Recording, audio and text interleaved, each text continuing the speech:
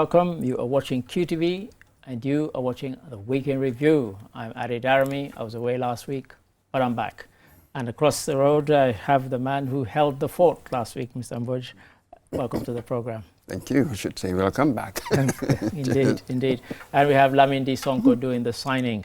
And anybody who's joining us for the first time, the program is called the Week in Review. Why? Because we take 10 big and or interesting stories from the week just gone by, and we kick them around a bit and delve into some of them, and some of them we spend a bit more time on than others. Okay, so if you think, oh, they're spending a long time on this story, it really is meant to be that way. Okay, so what's on the menu, I hear you ask? Well, big story, of course. The draft constitution, the 2024 draft constitution, went back to the National Assembly for them to debate and kick it around. And you probably know already what happened, but nonetheless, we'll delve into that.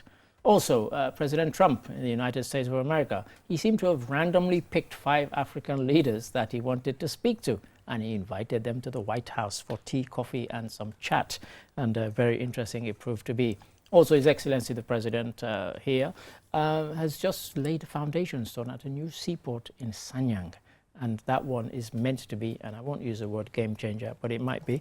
And also, Gambia Immigration Department, they've been very, very busy, and recently arrested 170 migrants. We also go around Africa and we look at a new malaria medication that's been approved for newborns. And we can't end the week without delving into the Women's Africa Cup of Nations. WAFCON kicked off in Morocco, and I've been watching almost every game, and it's been really exciting so far. So these and more on tonight's show. So the best and only place to start really has to be with that draft constitution. It went to the National Assembly. Did it die there? Well, listen to this and you decide. After hours of intense debate, and having voted to carry on debating beyond 6 p.m., this was the moment around 10:39 p.m. when the bill's fate was sealed. Those in favor, please say aye and raise your tags for counting. And then raise your tags. The decision came during a session held on Monday, July 7th, where lawmakers offering divergent views debated the proposed draft constitutional bill. After a previous failed attempt to pass a new constitution in 2020, this proposed legislation, which emerged in 2024, sought to repeal the existing 1997 constitution. The failure of this bill at this stage does not signify the end of constitutional reform. Rather, it marks a critical moment for reflection, consultation, and renewed engagement with all sectors of Gambian society. The Speaker urged all parties to remain committed to protecting the Gambia's constitutional order.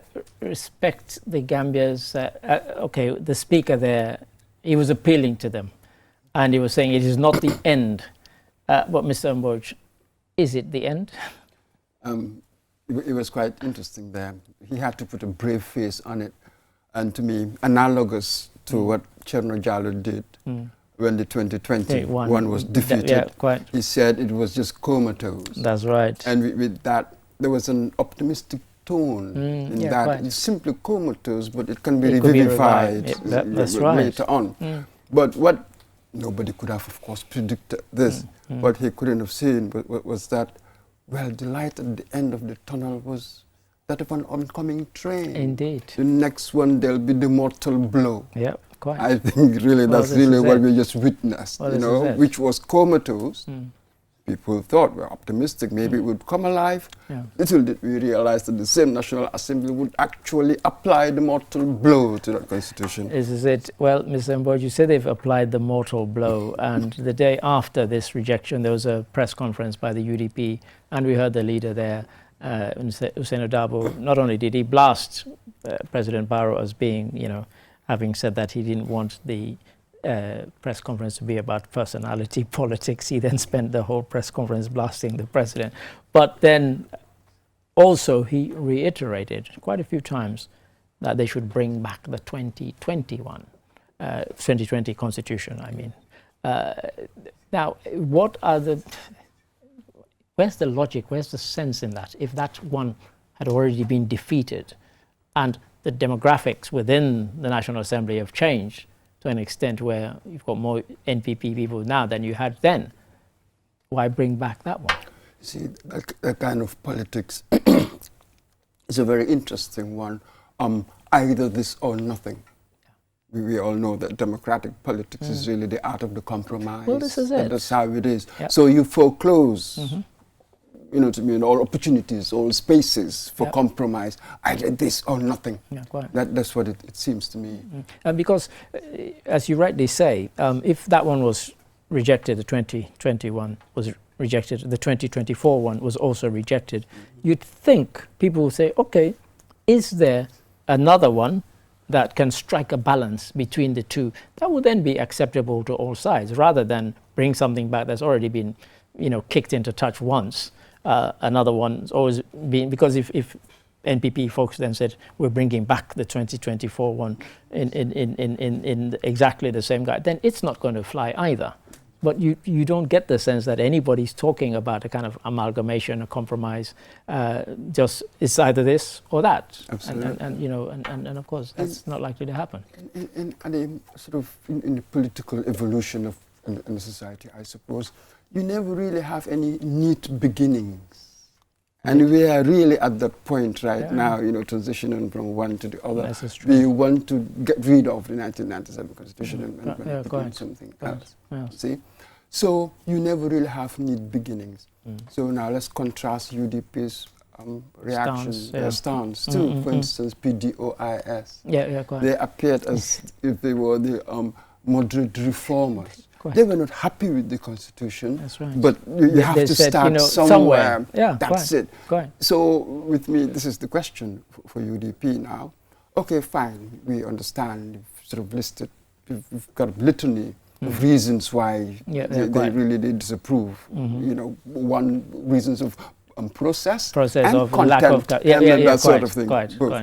But now, when you reject it, then what next? Yeah, quite. What are the implications of rejection? Really, well, politically, this is how you need because to think. effectively, you reject it. It means that we are stuck with the one we already have. It doesn't mean we have a new one. That's it. Yeah. By doing so, you help preserve what you claim to oppose. Yeah, quite.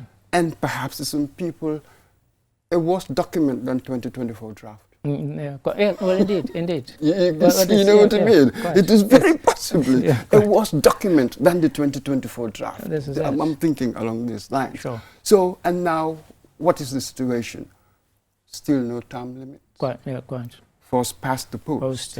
It's been studied. They think that it disproportionately benefits the party of incumbency. Indeed.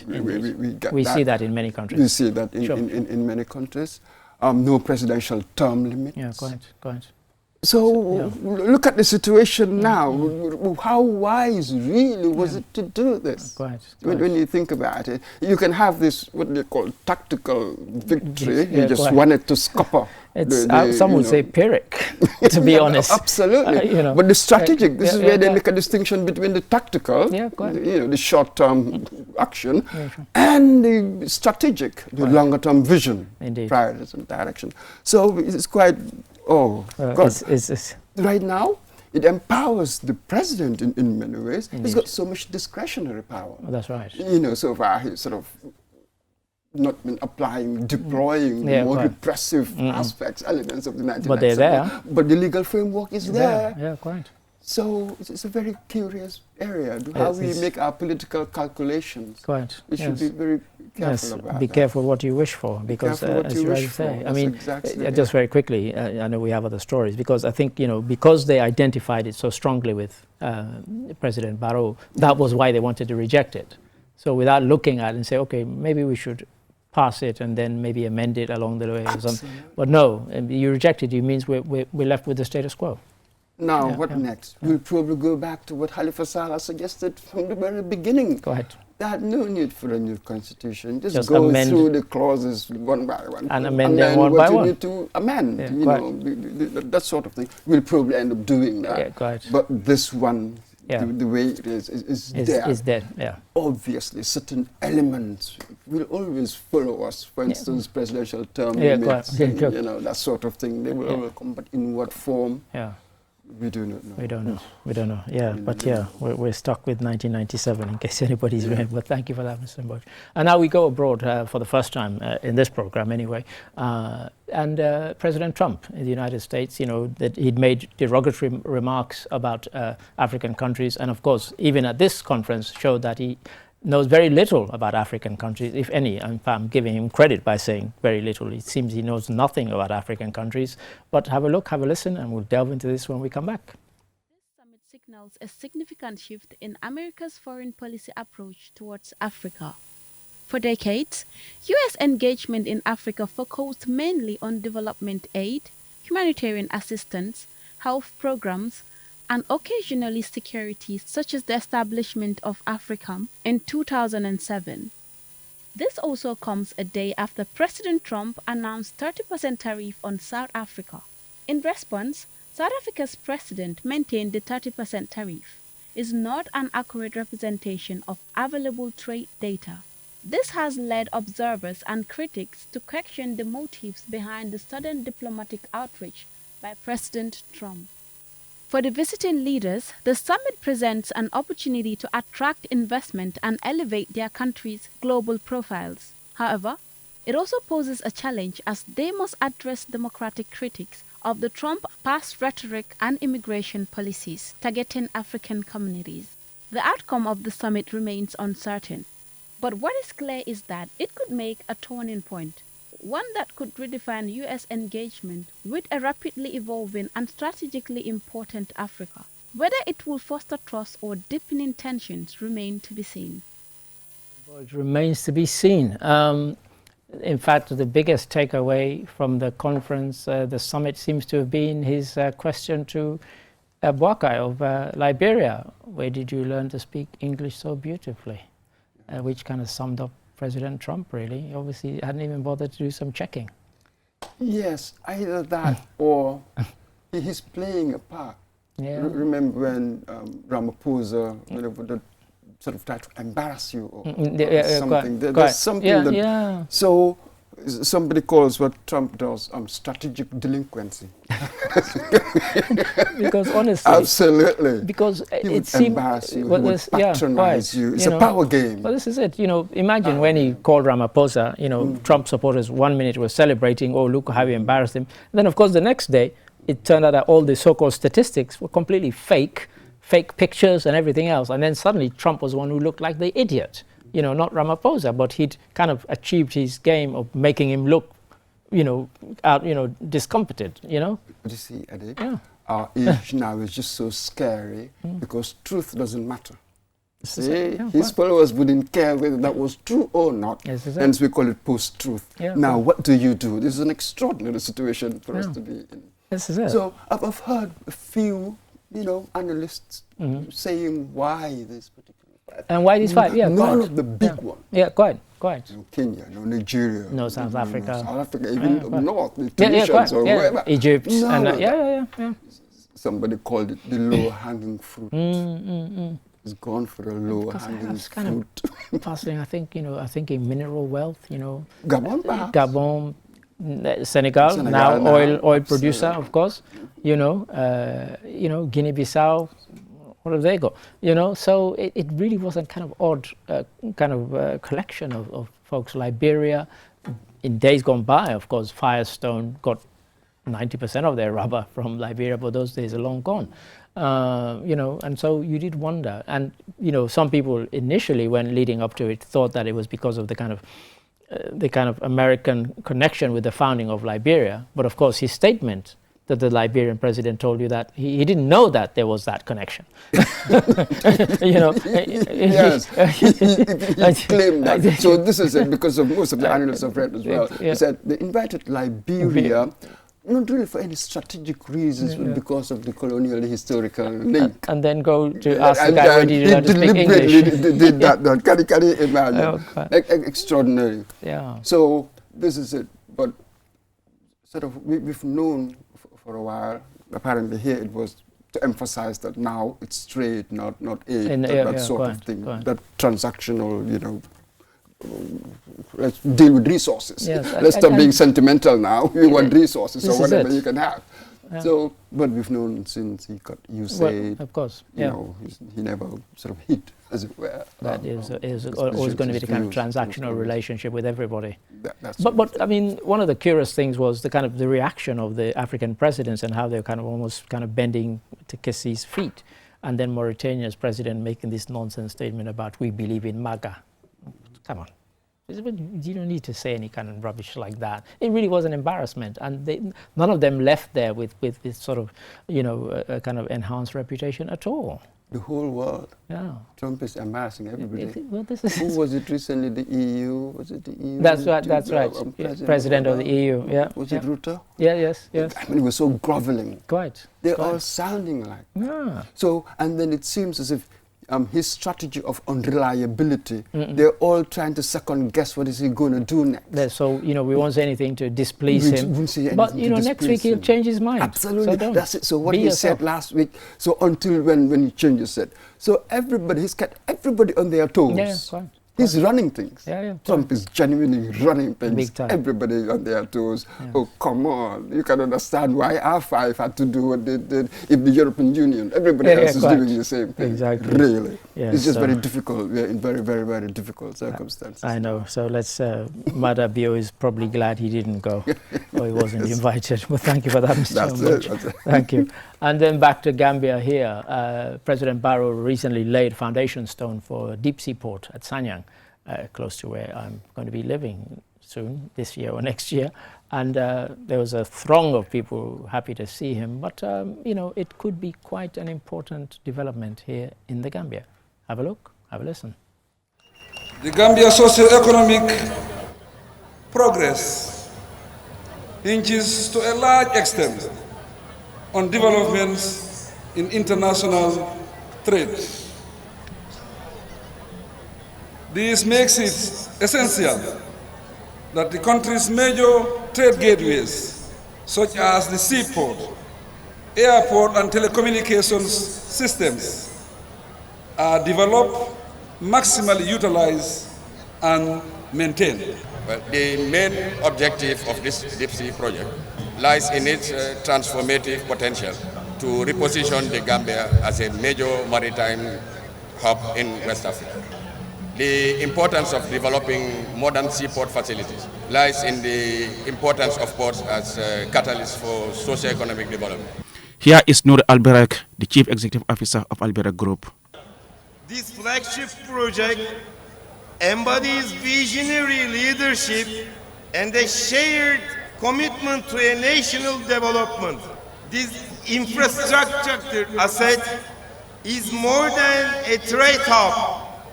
It is a lasting legacy for the Gambia. While the new seaport is expected to transform the community of Sanyang into an economic hub and create thousands of jobs, there is concern among residents of the area that the development may come at a cost. Some fear the potential loss of lands, displacement of families, and disruption of traditional livelihoods such as fishing and farming. We heard our colleague there, Ali Sise, but we heard from various people, His Excellency the President, we heard from chap from Alberak, and they were talking about transformative, Mr. Mboj, and it really could be a deep sea port at Sanyang to kind of relieve some of the pressure on Banjul, but also expand, you know, the kind of income. Oh, absolutely, the infrastructural expansion that we've seen with this government. And the other idea is to diversify really maritime operations from Banjul in the ports to from elsewhere. Absolutely, and what I've read is that, you know, we've been talking about, we've discussed it and say how long would it take? Yeah, but I understand from the contract that, you know, 6 years or so, in 6 years, then the Sanyang seaport will have been done. So this is it, and there in his speech, the sort of wider vision, the legacy thing, new airport he was talking about. Well, that's right. And the Banjul Barra Bridge. So he used this event to kind of talk about other mega projects, really, kind of infrastructure projects. Yeah. Absolutely. So interesting one there. A concession of what, 30 years? That's right. Until 2055. And if people are wondering why this is important, I mean, just take the, you know, I gave somebody an example recently that because of the costs of bringing goods through the port at Banjul compared to Dakar, it makes things very, very expensive. And they said, what do you mean? So I gave an example of when my car needed 4 fuel injectors. The cost of buying them second-hand in Gambia was more than buying them brand new in Dakar. And I know this because my mechanic went over the weekend and he bought them. Absolutely. And they were the brand new in the box were actually cheaper than the second-hand versions of those fuel injectors here. Because when you bring stuff through here, of course, the person who's bringing them in wants to make a profit. And if they've paid some high fee in the port, then of course they say, I'll take it to Dakar instead and then bring it by road. So, you know, it could be quite an important one. So, but, you know, we wait and see. 6 years seems ambitious, but it is a big project. So we'll see whether they can deliver. And certainly very coastal. Yeah, country, really. Yeah. So a good number of what comes in here, we likely import things. Massive number of it comes through the sea. You know, the seaports. Sea, seaports. So it is important that we get it right. Sure. In the end, the company that invested everything, we didn't. Yeah, quite. Give anything up front. Yeah, exactly. Yes. So they'll be getting 80% of the profits, and we'll be having 20%. This is what we've been seeing in the in the oil. Well, that's right. With the Senegal one, wasn't something similar, 80-20, something like that. There seems to be the split, the revenue split. So yes, we wait and see. Thank you for that, Mr. Borge. And now our first of 2 stories related to immigration. This one, irregular migrants. Yet again, Gambia Immigration Department sprang into action and they nabbed a few people. Have a look, have a listen. Irregular migration remains a serious problem in the Gambia, with many embarking on dangerous journeys trying to get to Europe along the Atlantic coastline, locally referred to as the Backway. On Thursday, the Gambia Immigration Department's Border Patrol Unit held a press briefing in Tanje village to give details of a major operation that led to the interception of over 170 migrants, conducted in early July. The organizers in most cases are not even Gambians. They are non-Gambians who would come to the country, recruit migrants or recruit them in other West African countries and then bring them to the Gambia as a transit. Now, in most cases, their payments are done in installments. It becomes hard for you to trace the money because there is no track of how it was being paid because it is all physically done. Irregular migration occurs in key communities within the Gambia. The areas of Katong, Gunjur, Sanyang, Tangi, around Bara as well. Inspector Siman Low there, we heard. And this is becoming something of a narrative. You know, they're not Gambians, they're people from, but this has been a kind of Gambian thing for the longest time. And the reason people come here is because they say Gambians are so good at it. You know, it's a good kind of setting off point. And so now, but apparently a lot of the 170 who were arrested turned out not to be Gambians, Mr. Ambroj. Yes, actually, and he said there, well, they were brought over here, these foreigners, you know, brought these people over here for all sorts of reasons. Then I thought, so is it that easy? Well, because in the press conference, he went on to say that what they found out through their surveillance and the kind of tip-offs is that there were various compounds where people were being paid to keep these people until the kind of departure point. So he was appealing to the community not to do that and said, if you're caught, one of his fellow officers who spoke said, if you're caught, you'll be prosecuted. Absolutely, but yes, you can appeal to the community, but let's be honest with ourselves, a good number of people wouldn't mind having their children to take the back way because of people who've succeeded, what they're sending back and that sort of thing. So you are unlikely to get total cooperation from the community, you know, because it will depend on what's in their interest. So yes, this is an ongoing unfolding story, isn't it? For how long we do that now? Every month there's another. That's it. And during that interview as well, he said, these people, migrants, are victims. I said, yes. People who traffic them, you know, obviously you have that aspect. But again, you have to also address the need. Well, there's something that they're tapping into. Well, this is it, because so somebody who willingly pays several $1,000 to be sneaked into another country, the person taking your money might be, you know, a person trafficker, but it's like, you know, buying a ticket for a dangerous journey.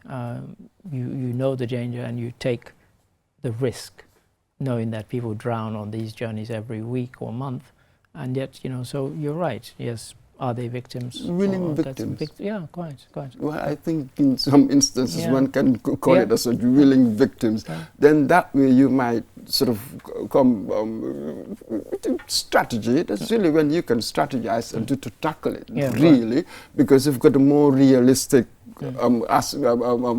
picture of the story. But then now, if I just pursue what they call the traffickers, the whatever, you're just changing them.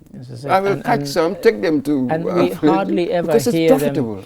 We hardly ever hear, because even in that press conference, they didn't say we caught any traffickers. Absolutely. They caught 170 irregular migrants. They didn't say plus 5 or 10 traffickers. Absolutely. So, that's it. Yeah. As long as there's this demand and it's profitable given what they pay, there will always be people to do that. How do you kill off the demand? I think that would be very interesting. How do you kill off the demand? But these stories will keep on having them for God knows how long. For a long time, I suspect. Thank you for that, Mr. Mboj. And now story number 5, after which will take us to a break. And, the Gambia here, Foreign Affairs Minister has just resigned to take up a very, very nice job with the African Union, and he'll be based in Mali. And also the Independent Electoral Commission, they've got a new chair and a vice chair. I think he said chair and deputy chair. Have a look, have a listen.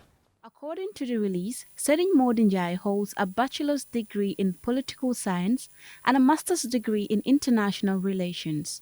A native of Medina Sering Mas, Njai began his military career in 1989. He served as a public relations officer for the Gambia Armed Forces in 1998, later becoming the head of the Republic National Guard in 2011. He also held diplomatic roles as Deputy Head of Mission at the Gambia High Commission in New Delhi and the Gambian Embassy in Turkey before his appointment as Minister of Defense in 2022. In another development at the State House on Wednesday, Joseph Colley, the current Vice Chairman, was appointed as Chairman of the Independent Electoral Commission following the retirement of long-serving Chief Ali Momar Njai earlier this year. Cherno M. Jallo has been appointed as the new Deputy Chairman of the IEC. And there we heard our colleague Yafatu Gay telling us about these new kind of shake-up, Mr. Mboj, both at the IEC, Independent Electoral Commission, and of course at Foreign Affairs, where we have a new minister, Sering Modinjai. I mean, Sering Modinjai was, of course, Defense, and now Foreign Affairs. Quite a switch. Yes, with that one, Dr. Tangara had gone on to, as you said, AAU, and there was a vacancy at the IEC. Indeed. 2 left and putting in 2 new ones. So this is an interesting one, Sering Modinjai, with the security background, as it were. And he's got diplomatic experience, as we said, served in Ankara. Delhi, New Delhi. That's it, yes. And the training, quite varied. Taiwan. Yeah, that's right. And other places. And Pakistan, I heard as well. Yes. So, yes, he will bring, he's very strong with security, isn't he? Yes. So, perhaps the question will be that, well, these days, trade, commerce, and all of that is very much part of the deal now, part of foreign affairs. But there's nothing documented in that area. Because I was going to say, this is in developmental diplomacy, as they call it. You took the D word that I was about to mention, diplomacy, because that is the kind of crucial thing. Even here in our sub-region, we're talking about, the Sahel states, the breakaway states. One has to engage. There has to be some sort of rapprochement between, those who are still in ECOWAS and those who have left, and even the ones who might be expressing a desire to leave. So yes, there isn't that, although the experience is varied enough. And of course, somebody who served at an embassy or high commission, then you say maybe perhaps they do have that, even though as a deputy. Yeah, absolutely. And the other thought that occurred to me was, well, the fact that President Barrow has appointed this security expert, really. Are we about to pivot our foreign policy to be more security centric. Yeah, right. To be that focus. I do not know whether there's any broad sort of longer term thinking about it. But it got me just wondering that are we going to have a more security prioritized foreign policy? I don't know. That's a thought. But what about the IEC? As we said, the long-serving Ali Momon Njie has left, and we now have a new chair and deputy chair. Yeah. Absolutely. When Ali Momon Njie left, when we knew that he was going, we had this discussion, and I said to you, this position is such a sensitive one. The process of selection is extremely important because you want a buy-in for people to trust whoever is going to occupy this position, because in case you go to elections, there's no trust. There's a dispute. There's a dispute, when you have political polarization. Remember Kenya, pre-2007. The IEC, their version of it, accused of being too allied with the we've had that in the last 3 elections in Sierra Leone. Absolutely. So don't even have to go as far as Kenya. So the potential, the potential for trouble to erupt, where controversy sort of arises, is just so high. So I felt that the president appointing, of course, you're told that the advice of the Public Service Commission, but what does that mean? This is just too big for that sort of thing, to be quite honest. I think that it leaves sort of a kind of perception. It might lead to a perception, which is just it is. Perception of bias with a body that's the referee. The president is a contender. And the I in it means independent in that commission's name. So how do you have a contender? President is a player in this game, appoint the referee. An interesting one and an interesting point to pause on, and we'll go for a break, Mr. Mboj. And after the break, we have 5 more stories, so do not go away. Join us after the break. The future is now with QCell's 5G network. Experience speeds like never before with our new 5G Rocket Fixed Internet plan. Get speeds from 10 Mbps to 100 Mbps. Your 5G-enabled devices. Walk into QCell headquarters to get one of our 5G routers and experience the true feeling of 5G.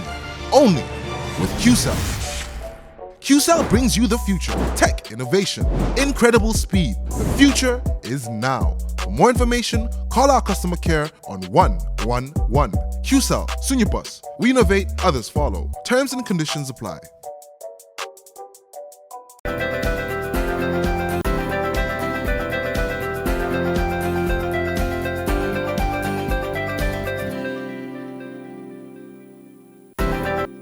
Hello and welcome back. I say welcome back if you were with us in the first half, and if you weren't, then you've missed 5 cracking stories. But of course, we always say this and we always mean it, 5 cracking stories still to go. I'm Adi Darami. Across the table I have Mohamed Mboj. I have Lamindi Sonko doing the signing. You're watching the Week in Review. So story number 6. If you drive around the Gambia, particularly urban areas, you'd think we were swimming in a sea of plastic. Some folks have decided to do something about this. What is that something? This will tell you. Have a look, have a listen. You'll see. A grassroots movement rooted in creativity and sustainability is pioneering new approaches to plastic waste management by transforming what many see as a trash into valuable particle products like towels, furniture, and household items. We don't only make the chair, we make chairs, we make benches, 2-size bench. We have a 1 meter bench, we have 1 meter 40 bench, and also we make sunbed. We also make table, we make dustbin. The country is ours because at every stage, the youthful stage is always the most productive stage. So we are the most productive category. So we have to come up and make sure that we defend our nation in any positive aspect. The young people also learn. They will be inspired by our actions. I smiled when he said they make dustbins. We could definitely do with a lot more dustbins in the Gambia, Mr. Mboj. But this is one aspect, and it's a tiny fraction. And it's making what can be termed a kind of respectable dent more than really making an impact. But it's a start. Absolutely. The company is called what? Precious Plastic. Precious Plastics. Yes, and he said something the other day because he appeared that's right, on this morning. So we were having a chat. He said, remember a few years ago, you used to see scrap metal all over the place. But afterwards, they become commodities. Yeah, quite. They're very, very... price tags. Yes, yes. Now you don't really see anything like scrap metal anyway because somebody would take it and go and sell it for something else. He said maybe. Yeah. You see, his thinking is that plastic might go into some direction. But indeed. and we've seen, as particularly what their organization is doing, Precious Plastic Gambia. They're compacting the plastic and very hard and making something else out of them. It's kind of quite durable products as well, Mr. Ambuj. We see this sort of thing across the continent now, actually. Not just in making these things. They even use it to create art. Yeah, indeed. from rubbish. Yeah. So we're using it for all sorts of reasons, as they say. Necessity being the mother of invention, isn't it? Yes, it's true. So this is it. We are faced with this massive problem. So how can we recycle these things in a sustainable way, really? Yeah, quite. And of course, I guess if we kind of take it further, we want the public to stop dumping the stuff on the roads. But if a company like this is to grow, they need places where people can go and dispose of all the kind of plastic rubbish, and they can then collect it from there rather than them going around kind of foraging and trying to get the stuff that way. And I think that's really what the plan is right now, because I asked him the other day, who are the collectors? Do they have their own collectors? So how do they get these things? He said, yes, people bring or they have their collectors. But of course, in the end, that would be having those stations where people can go and sell whatever. This is it. I once, you talked about the kind of metal stuff and the scraps that we don't see around, abandoned cars and so on. We see less and less of that. And I remember, and this was many years ago, I'm talking about 12, 13, maybe 14 years ago in Sierra Leone, I met a chap who, he said in 1 year, they went around the country paying people a pittance to kind of take away these abandoned cars that have been sitting there for 15, 20 years gathering rust. He said in the first year, they made $1 million shipping them to Germany.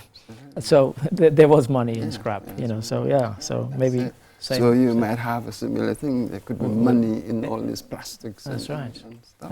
Hey. So yes, one man's waste is another man's wealth. Thank you, Mr. Ambuj.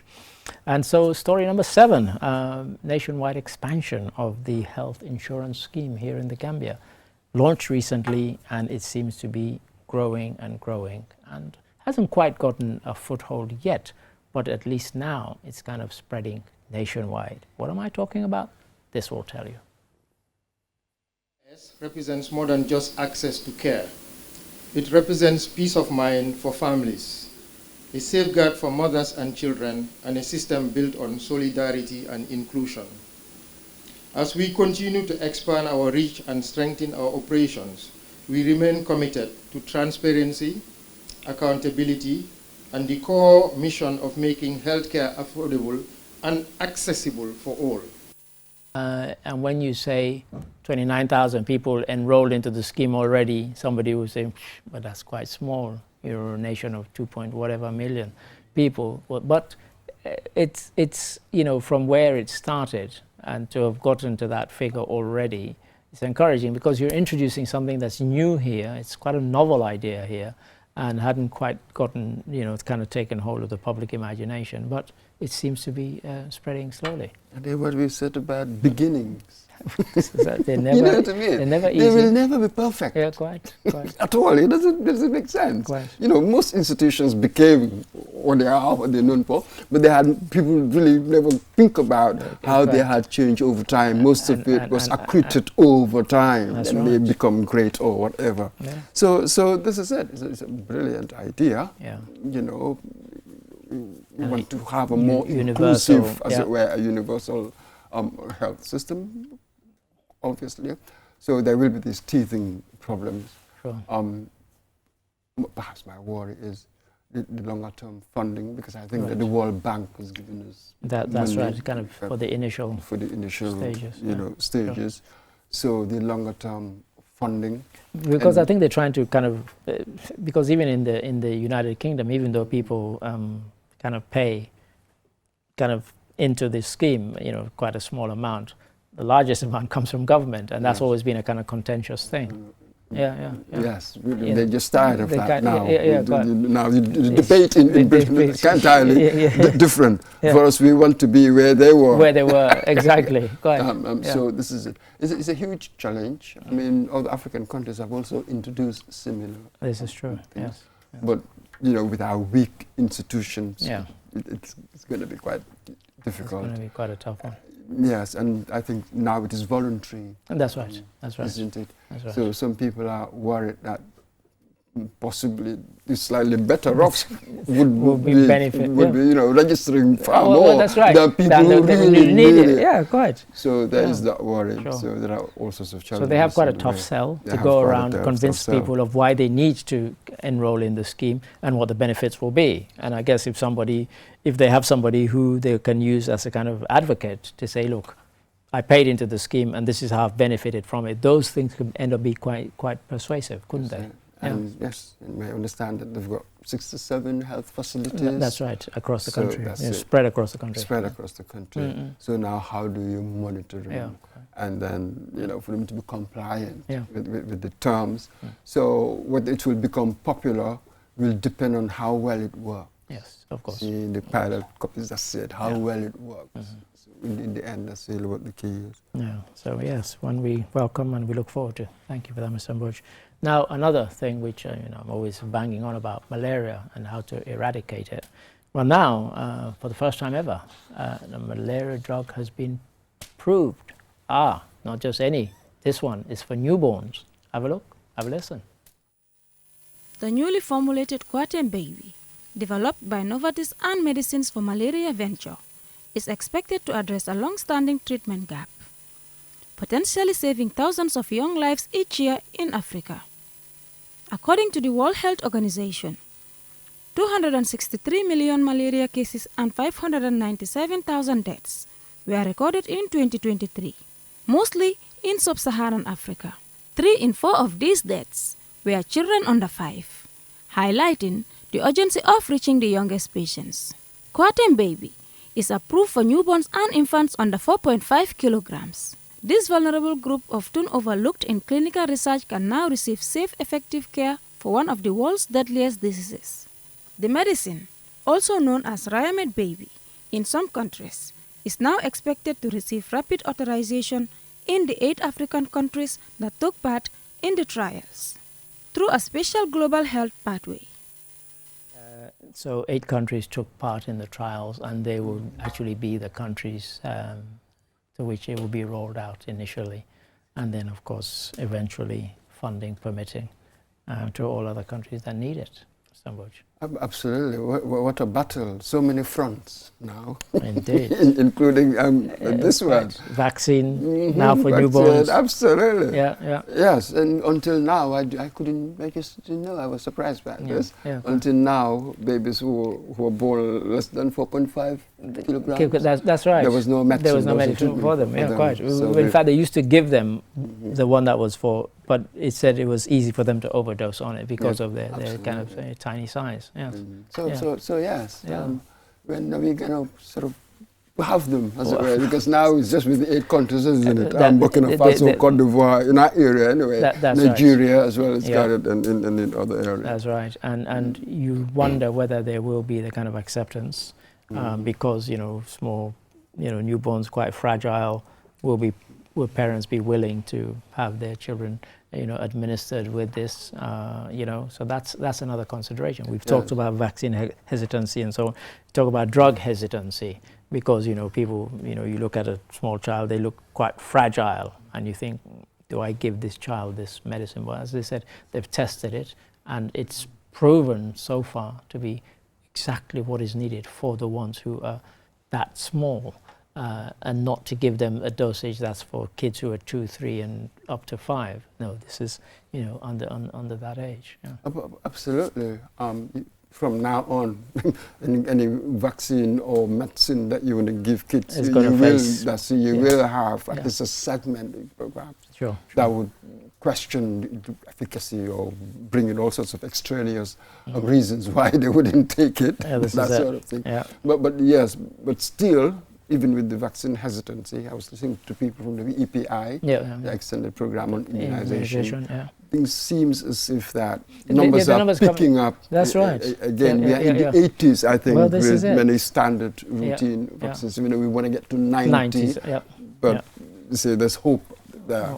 So with this one as well, we hope that, you know, when it's rolled out, you know, you will have some resistance, but just give it time. You know how people are like. When they see it working, and we see that perhaps those who do not take it, what happens to them?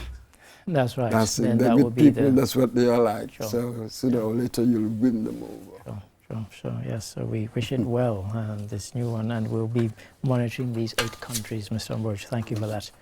And now, story number 9. I said we had another story on migration, and this one is about missing migrants and the Gambia.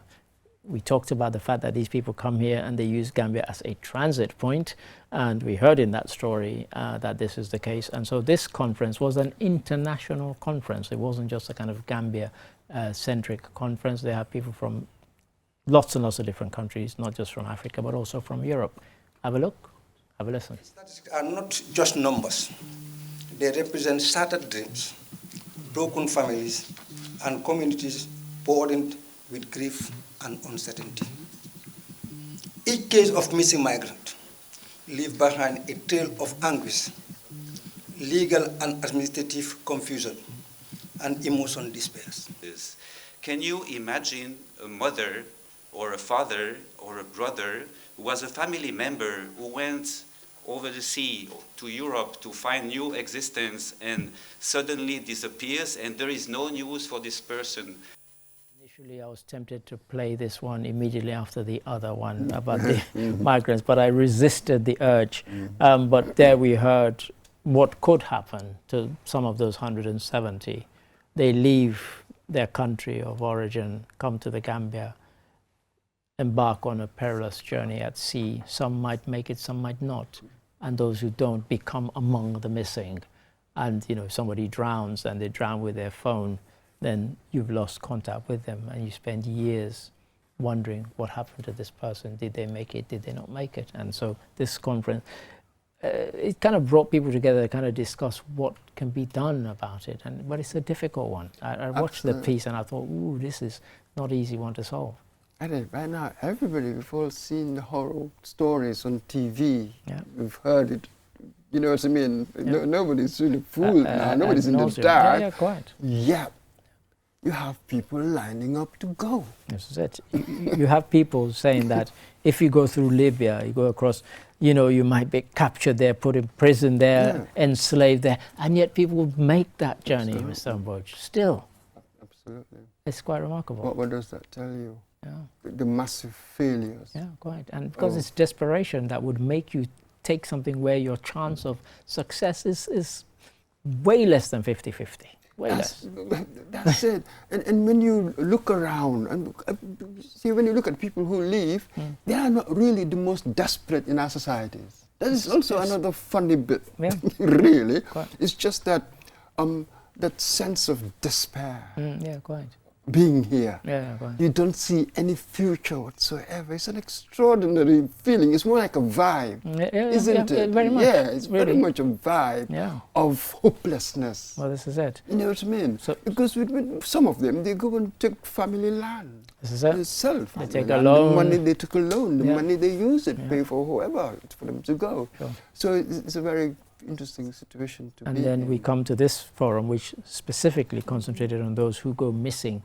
You know, what can we do? What is the solution? And, you know, when I watched the piece, I thought, I'm not sure there is a solution. Because if somebody goes missing in, as I said, you know, Libya, Tunisia, or Morocco, or wherever, or drown in the Atlantic or the Mediterranean, you know, what can you do? How do you trace? How do you find those people? You know, because they deliberately, some of them make sure they don't have certain papers on them. And so, you know, it can't be documented who they are and where they've come from. And so, of course, you have people looking for them, wondering where they've gone. I think this meeting really was within the framework of what they call the Rabat process. Yeah. Well, that was launched in 2006. Yeah, quite. exactly. What effect has it had? Look at it. It's a very difficult stuff. Launched to respond to a crisis of missing migrants. And in fact, what makes it ironic is that the numbers of missing migrants, rather than dropping, seems to have been going up and up, as you rightly say. You know, yeah. So it's a tough one. They call it this platform for dialogue and what they can do, but they're facing larger forces. Well, indeed. I'm not sure what anybody can say. Sure, yeah. You know what I mean? I think we've reached a point where it's not about talking anymore, though we must. Because they said what they did was they brought together people who were national focal points for missing persons. So every country that attended sent somebody who that was effectively their remit. And I guess it was about sharing ideas of how they've managed to trace people who were missing and so on, and kind of best practice would then be adopted if at all possible. That's it. So picking up the pieces after the deed's been done, because they, you know, so far what they've done, they can't stop, as it were, this exodus people leaving. So you know, yes, I suppose we need institutions like that to pick up the pieces, try to find out missing persons. But honestly, it's a tough call. Absolutely, and this is an area you just do not know what to say, what to do. You know, they keep saying, well, the governments are not doing this, governments are not doing that, but that's all very true. But therefore, does it justify my going back way? Yes, we're talking about two different things here. Yeah. Does it justify it? It doesn't, but somehow this is what is. And as you've said on many occasions, humans, we will always migrate. That's it. The history of culture, they call it. It's the history of migration, in whatever circumstances. And that is it. And we've all seen, you know, when they go, within a short period, they changed, in a good number of them, they change the sort of material circumstances of their people. So everybody would be aspirational. Now, psychologically, this is the kind of relationship we have with the West. You know what I mean, isn't it? Yeah, quite. Now we talk about remittances. Before you had other terms, now it's the age of remittances. So everybody would your, I don't know, cousin, people who are not in a certain economic bracket would want their cousin, their brother, whatever, to be out there sending the money. So yeah, as I said, tough call. But thank you for that, Mr. Mbouch. And that brings us to our final story. Yes, already. And it's the Women's Africa Cup of Nations. It kicked off in Morocco, and it's been quite exciting. I've been following from day one. Here's a snippet, just a snippet. Host Morocco got the tournament off to a good start on Saturday in front of a packed and partisan crowd as they took on Zambia. Zambia's Copper Queens, led by the current Women's African Footballer of the Year, Barbara Banda, threatened to spoil the party, with Banda taking just 58 seconds to open the scoring. However, the lead did not last long, as Morocco were gifted a chance to draw level in the 12th minute with a penalty, and Ibtisam Jeraidi promptly scored from the penalty spot. Not to be deterred, Zambia again took the lead through Rachel Kunanjani in the 27th minute. With 3 minutes of regulation time left, the hosts snatched an equalizer for a 2-2 draw, much to the delight of the crowd. Mr. Mbouch, we heard there, Group A is the group to be in, because that's where all the goals are flying in. The first couple of games, I think, yielded 6 goals, and then the second couple of games, 11 goals. And so the goals have been flying in, and I have to say one of the reasons why the goals are flying in is because some of the goalkeeping has been rubbish. As I said, I've been watching the competition, but what has improved from just 2 years ago when Morocco hosted it again, so they're hosting it for the second edition in succession, and they got all the way to the final, only to lose to South Africa on that occasion. And both they and South Africa have retained pretty much the same teams, but South Africa have 2 of their star players not turn up at all. One of them said for personal reasons, but they didn't explain why, and another was injured, and so she didn't make it. But nonetheless, they could possibly. But they've more than doubled the prize money, so the winner now gets $1 million.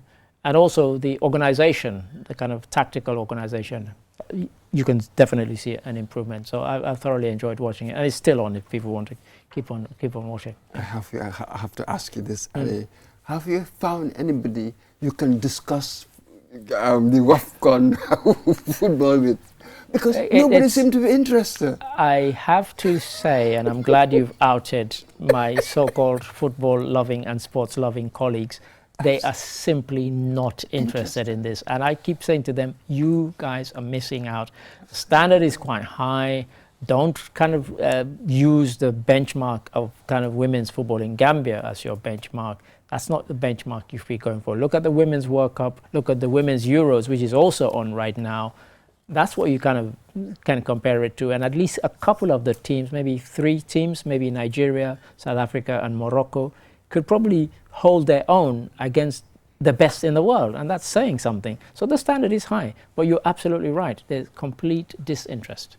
Completely. Yeah. Even I haven't seen any of the games at all. So there you go. So yeah, this is the key. How do we get people interested? I do not know. It's a tough one. It's a tough one, isn't it? What time? But you're right. People like Barbara Banda. Yeah, heard right. of that name. And Linda Motlalo of South Africa, very skillful players. And definitely worth watching. Playing in They're playing European leagues. In the top leagues in Europe. European leagues. Yeah, sure. So that's bound to make a difference, isn't it? In national tournaments. Yes. So if you haven't tuned in, tune in already. Thank you for that, Mr. Mboj. That brings us nicely to the end of the program, and just leaves for me to say thank you, Mr. Mboj. Thank you, Lamindi Sonko. And of course, most of all, thank you, the viewer, for watching. Until we come your way again next week. Goodbye.